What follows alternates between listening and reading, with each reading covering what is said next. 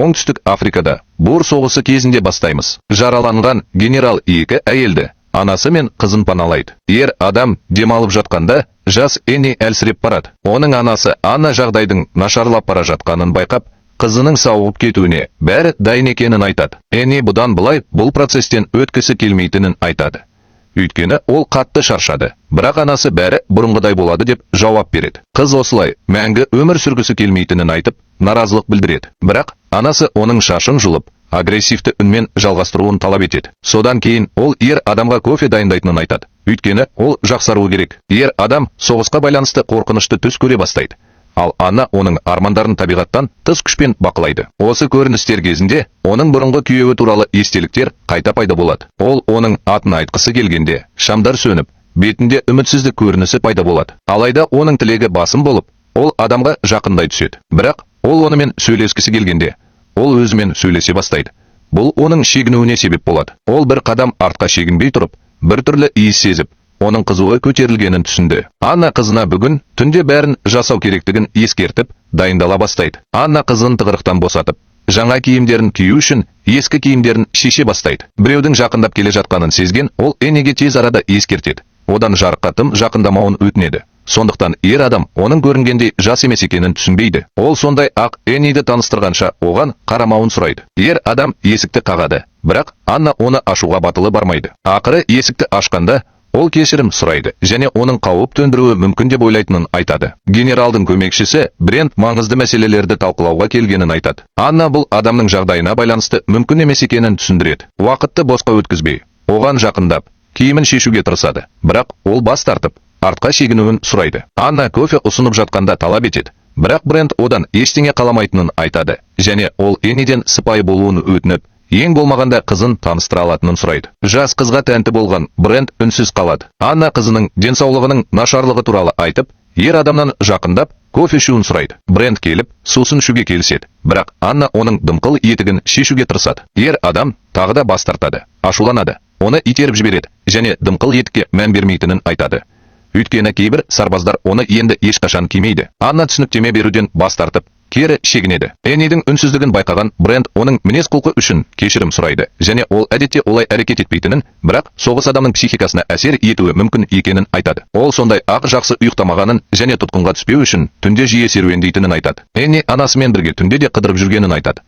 Ал Брент олар мұны ұсталып қалмас үшін істеп жатыр деген қорытындыға келеді. Дегенмен Эннидің жүзі бұлай айтпайды. Көшеде Аннаның жаңбырда денесін сүйреп бара жатқанын көруге болады. Энни ер адам ұйықтап жатқанда түс көре ме деп сұрайды. Ал Брент бұл сұрақты бір түрлі деп санайды. Бірақ ол кейде армандайтынын айтады. Толқыған Энни Бренттің не туралы армандайтынын сұрайды және ол тамақ пен демалуға арналған жұмсақ төсек туралы армандайтынын айтады. Энни армандағанын мүмкіндігінше ғана білетінін айтады. Қызығып, ол армандай алмайтынын сұрайды. Ол мүмкін емес екенін түсіндіреді. Өйткені анасы бұған жол бермейді. Өйткені ол ұйықтап жатқанда мәңгілік тұңғиыққа құлап, ешқашан оянбайды, тұр деп сенеді. Бұл әңгіме Брентті одан сайын таңғалдырады. Аннаға қайтып келе жатқанда, біз оның денесін тағы бірнеше мәйіт жатқан шұңқырға лақтыру үшін сүйреп бара жатқанын көреміз. Энни анасымен бірге үлкен далада отырып, ашық аспанды тамашалағысы келетінін айтады. Брент неге олар тек түнде саяхаттай алатынын сұрайды. Ал Энни күндізгі жарыққа шыдай алмайтынын айтады. Өйткені бұл оларға зиян тигізеді. Бұл ер адамды одан сайын ойландырады. Бірақ Энни кірген кезде оның ойлары үзіледі. Ол оған бір-екі етік береді. Ал мұны көрген Брент шошып кетеді. Өйткені ол оларды мәйіттен алып тастаған болуы керек. Ол оларды жау солдатынан алғанын түсіндіріп, оны киюін өтінеді. Бірақ ол жау заттарын киюден бас тартады. Ашуланған, терең ойға шомып, артқа шегінеді. Бірақ ол оған жақындап, не істесе де, қызы үшін істеп жатқанын айтады. Ашуланған ол қызының ауырып жатқанын көрмесе, айқайлайды. Ал Брент одан үндемеуін сұрайды. Осы кезде генерал оянып кетеді. Ал Брент оған не болғанын хабарлау үшін келгенін айтып жақындайды. Анна жақындап келіп, қызуы көтеріліп, есінен танып қалған генералды тыңдамауын өтінеді. Брент бастығының шынымен де бос сөз айтып жатқанын түсінеді. Ал Анна одан демалуын сұрайды. Ол қызының ұйықтап қала жаздағанын байқап, оны оятуға келеді. Ұйықтамауын өтінеді. Генерал қайтыс болуын өтініп жатқанда, оны қайта байлауды шешеді. Ол өзінің қайда екенін және бұл әйелдердің кім екенін сұрайды. Брент оның үйі өртеніп кеткендіктен, оның фермасында қорада екенін айтады. Мұны естіген және айналасындағы бірнеше рухты көрген генерал шошып кетеді. Әйел оған тыныштандыру үшін шай ұсынады. Ал Энни оның ояу екенін қайталайды. Брент оның көңілін көтеруге тырысады. Бірақ ер адам өмірге қызығушылық танытпайды және ақырында ұйықтап қалады. Брент көзіне жас алып, оның жақсарғанын көрмейтінін айтады және бұл үшін жауапкершілікті Аннаға жүктейді. Ашуланған ол қолынан келгеннің бәрін істеп жатырмын деп жауап береді. Бірақ ол кереметтер жасай алмайды. Мұны естіген Брент, егер оның генералы өлсе, ол оны өлтіретінін айтады және сол сөздерді қайталай беретін Энниге ренжіп, оған не болғанын сұрайды. Анна қызының ұйықтай алмайтынын түсіндіреді. Өйткені егер ол ұйықтаса, оны ешкім оята алмайды. Бранд бұл туралы ештеңе істей алмайтынын айтады. Бірақ әйел оның оқиғаны айта алатынын айтады. Ол қызына жақындап, ер адамның оған ертегі айтып беретінін айтып, орындықты орындығының жанына қойып, оған жақындауын өтінеді. Өйткені ол жақындаған сайын жақсырақ болады. Брент орындыққа отырады. Ал Анна олар сөйлесіп жатқанда біраз демалатынын айтады. Ер адам не туралы сөйлесетінін білмейтінін мойындайды. Өйткені ол тек қайғылы оқиғаларды бастан өткерді. Ал Энни оның сөзін бөліп, жарық туралы сөйлесуді өтінді. Ол анасының оған ештеңе айтпайтынын айтады. Өйткені ол неғұрлым аз білсе, соғұрлым аз уайымдайды. Брент әлемнің ғажайыптары туралы айтып, оған ер адамдарға сигнал беру үшін қолданылатын айнаны көрсетеді. Энни оның шағылысқанына таң қалады. Бірақ Брент басқа адамның жүзін көргенде шошып кетеді. Брент оны елемеуге тырысады. Бірақ Анна оның артына қайта оралып, қызының көңілін көтергені үшін алғыс айтады. Қобалжығандықтан олардың қарапайым адамдар емес екенін түсініп, кетуге тырысады. Анна қандай да бір шу естіп жатқанын айтады. Ал Брент бұл мүмкіндікті пайдаланып, қашып кетуге тырысады және оны тексеретінін айтады. Анна онымен бірге барамын деп мәлімдейді. Өйткені ол қараңғыда көре алады. Қорыққан Энни жалғыз қалғысы келмейтінін айтады және Брент оған ештеңе болмайтынына көз жеткізіп, оны тыныштандырады. Брент жараланған атын көріп, оның азабын тоқтату үшін оны өлтіруге бел буады. Энни олардың соңынан ереді. Бірақ оқтың дауысын естігенде есінен танып қалады. Анна қайтып келгенде қызының құлап қалғанын біліп, Бренттен оған қамқорлық жасауын сұрайды. Ол екіленеді. Бірақ Энни шөпке бару керек екенін айтып, оны жылыту үшін қыздың қасында болуды ұсынады. Брент қорқынышын жасырмай келіп, үнсіз Эннидің қасына отырады. Энни көшеде оған бірдеңе болып қалса да қорқатынын айтып, қорқынышын білдіреді. Энни Бренттің жанында өзін жақсы сезінетінін, тіпті анасымен ешқашан сезінбегенін, өзінің шындығына күмән келтіретінін айтады. Ол қайтадан есінен танып қалады. Ал Брент оны балмен оятады. Оянған кезде Энни оны бұрыннан танитынын айтады және Брент оны бұрын соңды көрмесе де, онымен байланысты сезінетінін айтады. Ол бала кезінен арбамен саяхаттағанын түсіндіреді және құстардың көлеңкесінен қалған іздерді қалай ұстанғаны туралы әңгімелейді. Ол оған бірдеңе айтқысы келгенде көрінетін қара ағаш туралы айтады. Оның бетіне тигенде, ол оның өмірінің бір бөлігін сорып жатқан сияқты, бірақ толық емес. Бақытқа толы Брент өзінің жүзі сондай әдемі, қолы суық, ешкімді кездестірмегенін айтады. Энни неге қорқатынын сұрайды. Ал жүрегі қатты соғып, ол жауап бермейді. Және Анна оны тесік арқылы бақылап тұрғанда, оның иісін жұтып, жақындай түседі. Ол әрекет етпекші болған кезде, Анна құстардың үстінен шағымданып кіріп келеді. Бұл Брентті абайлап, артқа шегінуге мәжбүр етеді. Анна қызының өзін жақсы сезінетінін байқап, Брентке алғысын білдіріп, қызынан да солай істеуін өтінеді. Энни оған алғысын білдіреді. Бірақ оны қорғау үшін ешкінің аяғын көрсету арқылы өзінің шынайы келбетін ашады. Брент мұны көргенде шошып кетеді. Ол шошып кетті. Кешірім сұрап, таза ауа жұту керек екенін айтты. Кетер алдында Анна одан өткір тастар туралы ескертіп, сыйға тартқан етігін киюін өтінеді. Қорыққан Брент етігін киіп, тез кетіп қалады. Бірақ артына қараса, оны әлі де бақылап тұрғанын көреді. Шарасыздықтан ол қараңғылыққа қарай жүгіреді. Анна ашуланып, қызының не істегенін және ол бірдеңені жасырып тұрғанын сұрап қайтады. Энни Бренттің өмірін қиған ол емес екенін мойындап, оның сөздерін есіне алады. Анна қызының өзін таңдаулы деп санайтынын айтады. Бірақ оның қателескенін айтады. Өйткені Брент тек әлсіз адам. Ол тағы да жас қыз бірдеңені жасырып жатыр ма деп сұрайды. Ал Энни Брент ешқашан қайтып келмеуі мүмкін деп жауап береді. Анна қызынан айырылуды ойлап жылайды. Ал Энни оны жақсы көретіндіктен қайтып келетінін айтып жұбатады. Бірнеше сағаттан кейін Брент қайтып келіп, абайлап ішке кіріп, Аннаның қайда екенін сұрайды. Ол анасынан оны іздеуді сұрағанын айтады. Энни алаңдаушылығын білдіреді. Бірақ Брент оған қарамайды және ол тек қоштасу үшін келгенін айтады. Өйткені ол өз адамдарына қайта оралу керек. Гротеск әрекетін жасап жатқанда, Анна Бранның өлген жылқысының қалдықтарын жалмап жатыр. Жүрегі жараланған Энни оның кетуін қабылдап, анасы қайтып келгенше кетуін өтінеді. Ол оның қайда бара жатқанын сұрайды. Бран соғыс біткенде бір-бірін көретіндерін айтады. Бірақ Энни бұл мүмкін емес деп жауап береді. Кетер алдында Брент қай жерде болса да, оның жүзін көремін деп уәде береді. Ал Энни де солай істейді. Ол кетіп қалады. Бірақ аяқ киімін ұмытып кеткенін айтып, тез оралады. Оның суықтан қалтырап тұрғанын байқап, көмектесуге тырысады. Бірақ Энни одан тездетуін сұрайды. Ол оны құшақтап, онсыз өмір сүре алмайтынын айтады. Өйткені одан алыс жерде кез келген жер бөтен жер болар еді. Энни онымен бірге кез келген жер жұмаққа айналатынын айтып келіседі. Брент оған құмарлықпен қарап, ессіз сүйісе бастайды. Ал Анна қайта пайда болып, оларды бақылай бастайды, және олар жақындай бастағанда олардың сөзін бөледі. Анна оған тапқан нәрсесін көрсету үшін оны шетке шығарады. Ол оған ағашта ілулі тұрған алқасын көрсетеді. Ол бұл алқаны тез таниды. Ал Анна оның неге ағашта ілулі тұрғанын ирониялық үнмен сұрайды. Әйел оған бұл алқаны бұрын соңды алмаған қызына беруді ұсынады. Ол екі ойлы, өйткені бұл зат генералының әйеліне тиесілі. Соған қарамастан, ол оны көндіріп, шашының бір бөлігін шкафқа салуды өтінеді. Бірақ бұл қызға қатты ұнайтын еді. Қолында қайшымен ол оны қорқытады. Бірақ бұл оны бақытты ететінін айтады. Жылдам қимылмен ол басын тесіп, оны қатты ауыртады. Ол кешірім сұрап, әңгіме тақырыбын өзгертіп жатқанда, қызына ер адамның оған сыйлығы бар екенін айтады. Анна бұрын жинаған қанын вазаға түкіреді.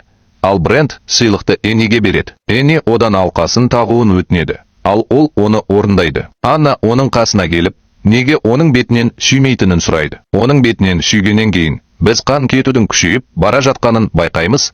Ал Энни де жағдайдың ауырлығын түсінетін сияқты. Анна Бренттің қанымен бірдеңе дайындап жатыр, және оның шынайы жүзі вазада бір сәтке көрінеді. Генерал оянып, оның көптеген адамдары өртеніп кеткен төбелердегі шайқас туралы галлюцинацияларды көреді. Анна бұл мәселеге алаңдамай, шешіну керектігін ескертеді. Өйткені оның ваннаға ақшасы жоқ. Есік өздігінен ашылады. Ал Анна қалтырап, Бренттен оны жабуды сұрайды. Ол сыртқа қараса, төрт аяғында бірнеше қорқынышты тіршілік иелерін көрді.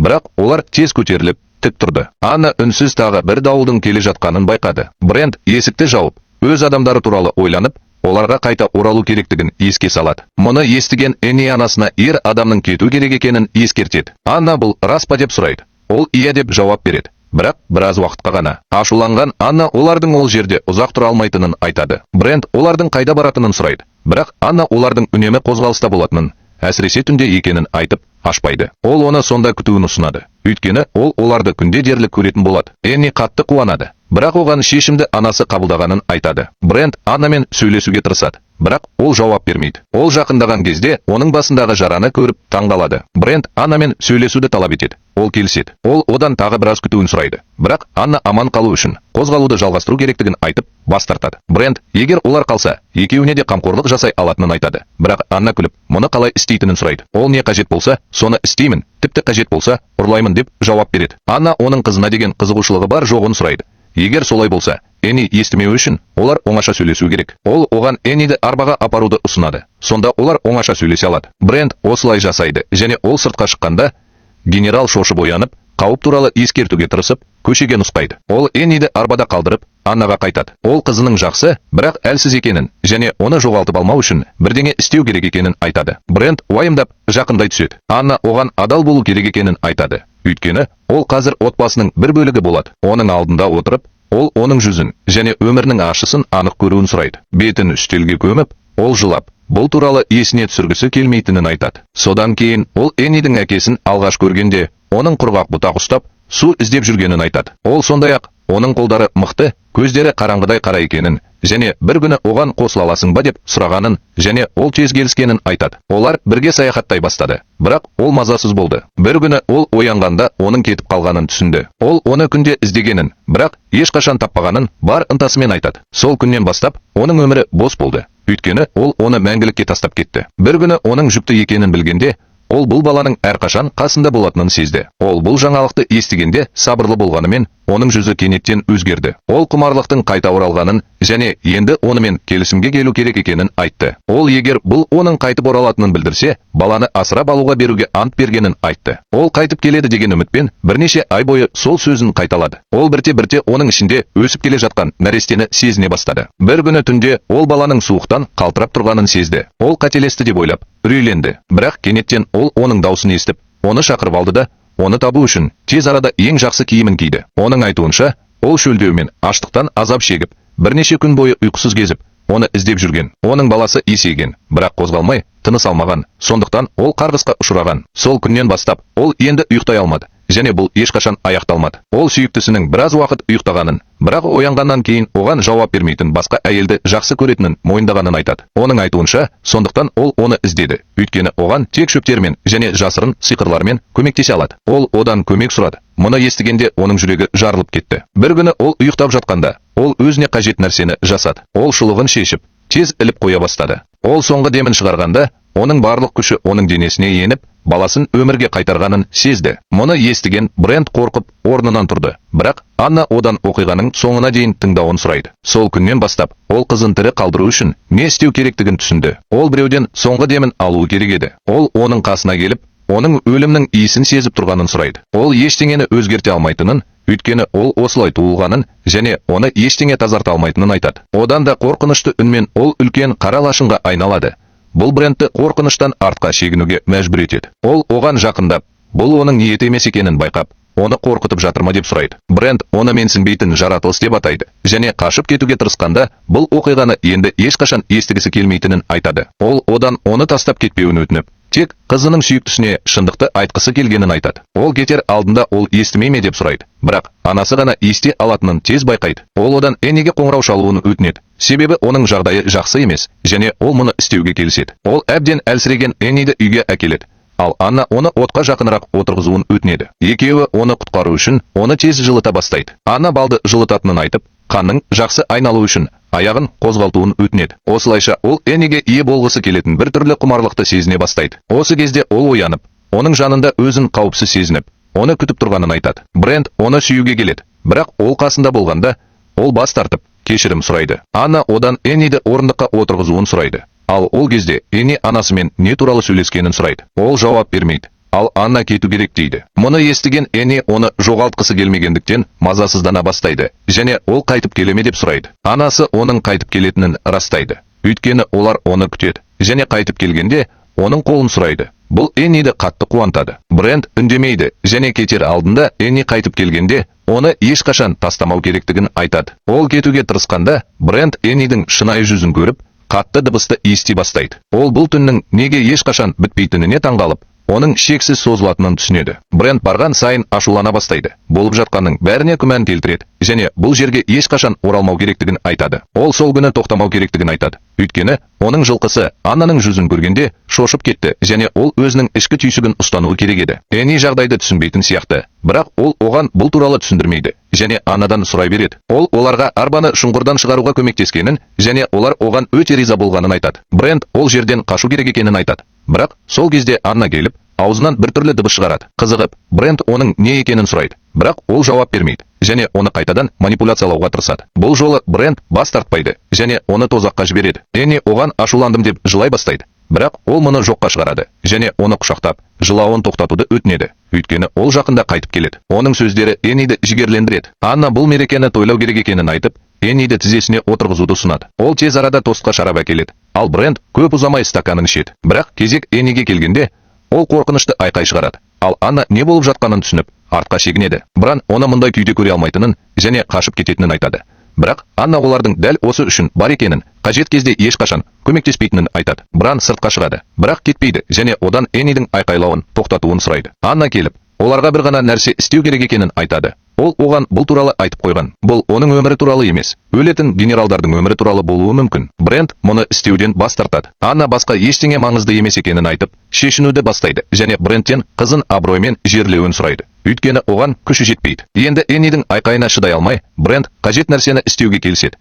Бірақ ол мұны көргісі келмейді және қалай әрекет ету керектігін білмейді. Ол кетуге тырысқанда, Анна оның көмегіне мұқтаж екенін айтады. Ол жұмыстың ең қиын бөлігін жеңе алатынын және оны көтеру үшін оған қажет екенін айтады. Брент оны генералға апаруға асығады. Ал Энни одан қашып кетуін өтінеді. Анна генералды аяғынан тұрғызу үшін оның көмегіне мұқтаж екенін және ол бүлік шығармау керек екенін айтып, оны тоқтатады. Басқа амалы жоқ. Брент келіседі. Бірақ Анна оны іліп қоя бастағанда, ол адамның аяғын тез босатады. Шаршаған Анна бұдан былай жалғастыра алмайтынын айтып, төсекке жатуға бел буады. Эннидің ауырған айқайы Брентті Аннаны оятуға жүгіруге мәжбүр етеді. Одан бірдеңе істеуін өтінеді. Өйткені ол бұдан былай бұл ызылдаған дыбысқа шыдай алмайды. Ол қажет болса, өз-өзіне қол жұмсайтынын айтады. Анна соңғы демді сезіну үшін өлім баяу болуы керек деп түсіндіреді. Брент өзін ұсынады. Ал Анна оны орындыққа байлай бастайды. Ал Энни анасынан бұлай жасамауын өтінеді. Соңғы сәтте Брент бас тартуға тырысады. Бірақ Анна тым кеш екенін айтады. Ол оны генералды қабылдауға көндіруге тырысады. Бірақ ол оны ешқашан қаламағанын мойындайды. Өйткені оған жақсы тыныс алу керек. Брент өзінің әрқашан оларға қажет адам болғанын түсінеді және Энниден бұл туралы білетінін сұрайды. Ол одан кетуін сұрағанын, бірақ ол кетпегенін айтады. Энни процесті бастау үшін оның жанына жорғалайды, ал Анна оны дарғасады. Брент соңғы демін шығарғанда, Энни оны ұстап үлгереді және өзін сергек сезінеді. Ол сүйіктісінің қасына отырады. Бірақ Анна олардың жақын арада кету керек екенін айтады. Анна қызын өзін пайғамбарлықтан шыққан адам деп ойлағанын айтып жұбатады. Бірақ ол Энниді өз өмірімен өмір сүруге шақырғанда қателесті. Энни қуана үйді аралап жүр. Ол қазір бос және тыныш өмір сүре алады. Осы уақытта Анна заттарын жинап, кетіп қалады. Генерал өз кезегінде тірі қалады, бірақ галлюцинациялармен күреседі және жақын арада өлуі мүмкін.